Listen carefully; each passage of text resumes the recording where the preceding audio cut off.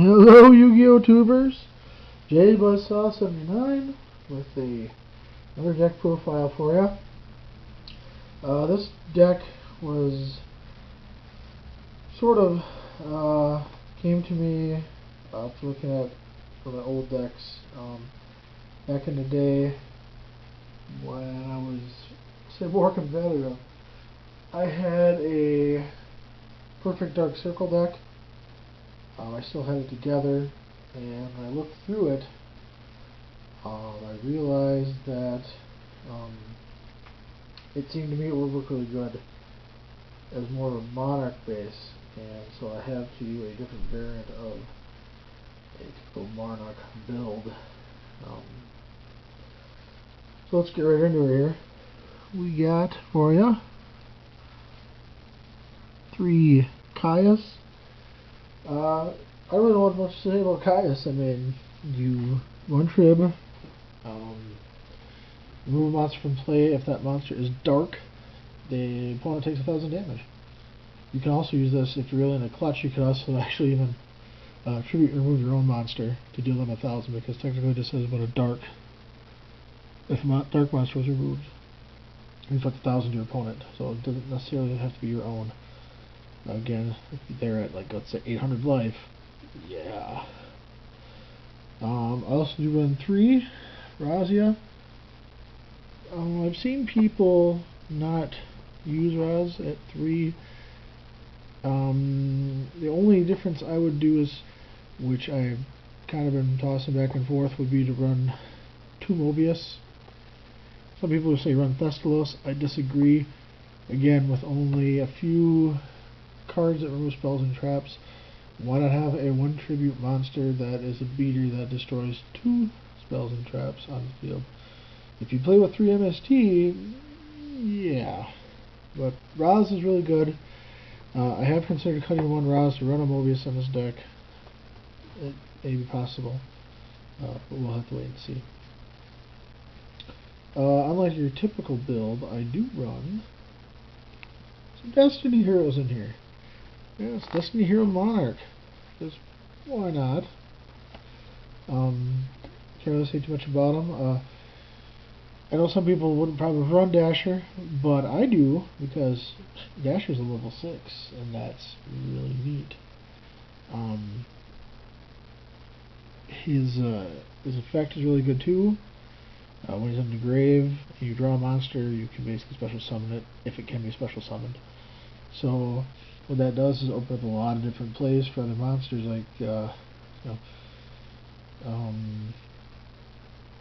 as an example, let's say I don't have the draw in my hand. I draw Malicious. I can special summon it with Dasher, tribute it for Kaias, target something, remove, special summon another Malicious, and then which is the main point of this deck, is actually to run the Monarchs as tributes. Once you get Monarchs out, they kind of sit there as 2,400 beaters. This deck is mainly to get those beaters and overlay them into Photon Striker, and the other one escapes me. It's another level 6. Oh my goodness.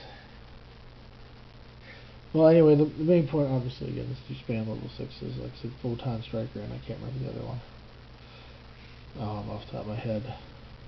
Oh, Gauntlet Launcher. That's the other one I use, Gauntlet Launcher. So, but again, there's Dasher. Speaking of Malicious, I do run through Malicious, because for some reason they said we could, and I don't know why you'd ever let any deck run through Malicious, unless you believe that Malicious is not any good anymore. Which, if that's the case, why don't I have a particular D hero called Stratos back then? Because if you're going to give me part of Dark Circle, why not just give me it all back? Hell, why don't you just give me freaking this commander back, and I'll play a full perfect Dark Circle? So I think that if you could do something like that, Konami, that would be awesome. I would definitely play it. It would be interesting to see it right now in the format right now, particularly as it is. But of course, people want to make money on selling Boojins and things like that, and mermails and whatever other craziness. what, 3.5x is Fire Fists and things like that. So, I also run 3 Diamond Dudes. Some people run him usually at 2 or 1. I don't do that because, first of all, Diamond Dude's effect is really good. I like his effect. You can pitch him. He's also level 4, so you can see with this deck at level 4 as well, which is not really a problem. So that's a definite perk. Let's see. Well, moving on.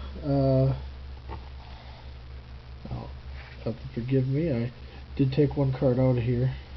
Well, actually, took a couple cards out, but this card is somewhere else right now.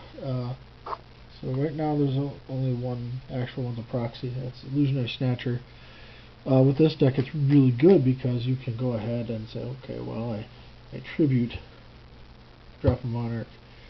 Let's see, like Malicious would be the best bet, but you de-draw and Malicious, you draw to remove, special summon Malicious, tribute, Caius, special summon Snatcher, remove Malicious, special summon another Malicious, overlay Illusionary Snatcher and Malicious for Gauntlet Launcher or Photon Striker.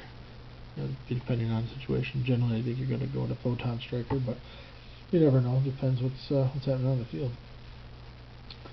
If I don't have Mobius in it now, I am running the double Breaker, because this Breaker's really good. So without the Mobius being in here, and with, again, a format where everybody pretty much runs 3 MST, why not run Breaker, who is a 1600 beater after he breaks something? He's still a threat in the field and can easily be overlaid again for level 4. I currently could not afford to buy a Dark Riffer because they are apparently very expensive compared to what I thought they were. And this one in particular is an original, and I didn't know it was that expensive, so yeah. But I have another one I'm picking up actually today, but as again I have all these decks made that I'm profiling right now, and well, it's just next one on the list I want to profile, kind of going right down my box. So but yeah, really good. You can pitch Malicious or something else, special summon him, Dasher even would be the other good one. Special summon him, and then you can go ahead and once per turn discard a dark from your hand and send 1 dark from your deck to the grave. This is an easy one that you set up for Dad. I do not have Dad in here at the moment. I didn't really have room for it, and yeah, it just, I don't know, it didn't seem like something I wanted to play at the moment. I know it sounds weird, but yeah, that's just all there is to it. I also run 3 Battle Fader because, let's face it, if you're running this kind of a deck, you're going to have slow lag spots. As you're waiting to draw a Destiny Hero or something to kind of start the engine, so to speak. So I run the 3 Battle Faders to give it one more time for that side of it. Alright, so that's the monster count. We're going to move on to spells at this point. First one up, Gold Sarcophagus, a really good card. Basically, if I can plan ahead, that's always a good thing. Knowing, like, for example, what's in my hand and say, okay, well, I got Malicious, if I get this one, I can do this, and, kind of set the play in motion then. I do not run Duality in here at the moment, but that could be part of me moving the deck to another area as far as going back through it and seeing what I want to do with it. I am running 3D draw because, gosh, why not? I have lots of D heroes anyway. I can pitch Dasher or Malicious as my mains and get really good advantage off of that. I am running also the one Allure, so we got that guy in there.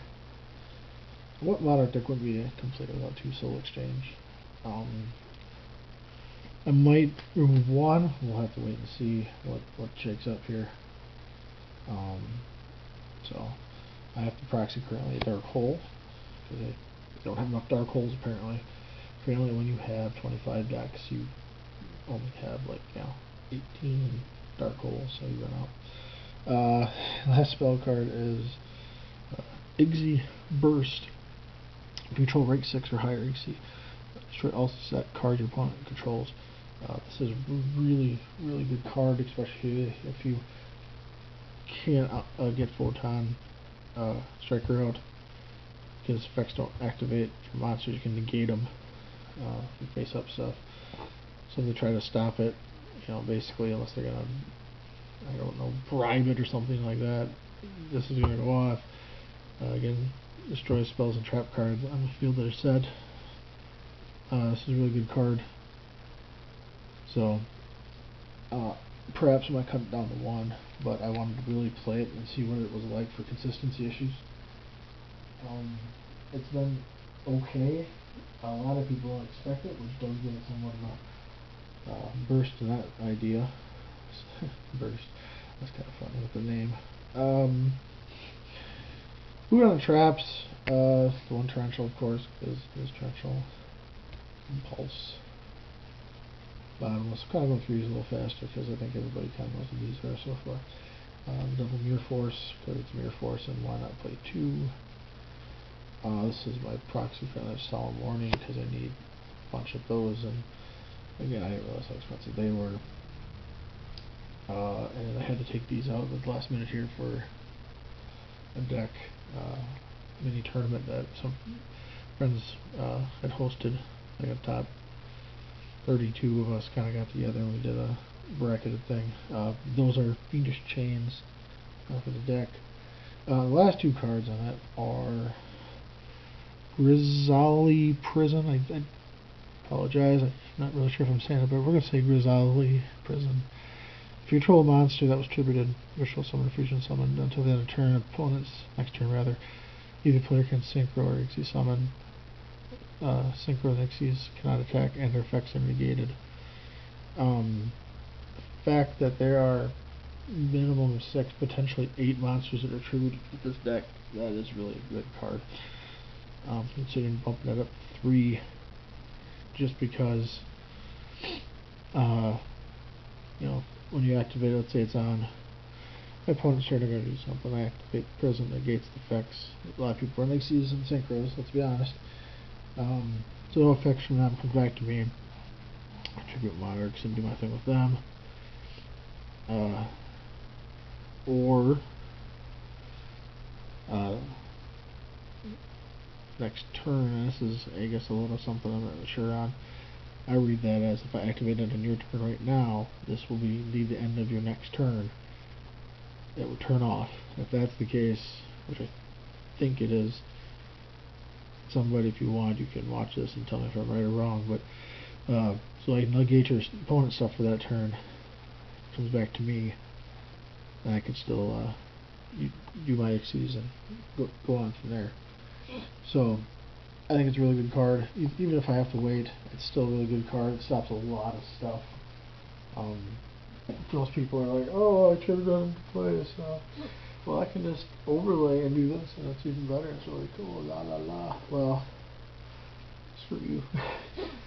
So, that's the deck profile for it. Destiny Monarchs.